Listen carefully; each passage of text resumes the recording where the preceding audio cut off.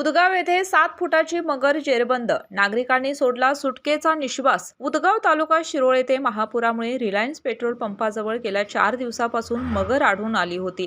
मात्र ही मगर याच परिसरात फिरत असल्याने नागरिकांना धोका निर्माण झाला होता।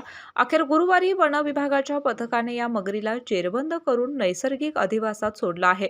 त्यामुळे उदगाव परिसरातील नागरिकांनी सुटकेचा श्वास घेतला आहे।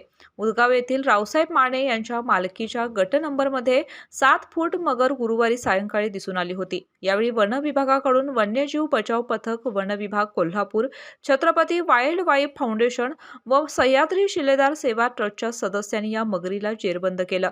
यावेळी सरपंच सलीम पेंढारी, लाडू बरेकर, शीतल चौगुले, सौरभ शिंदे, आकाश कोळी, संजय चौगुले, गुंडा कोळी यांच्यासह तलाठी संदीप बरगाले तसेच शेतकरी उपस्थित होते। केके न्यूज साठी प्रतिनिधी कुणाल कांबळे।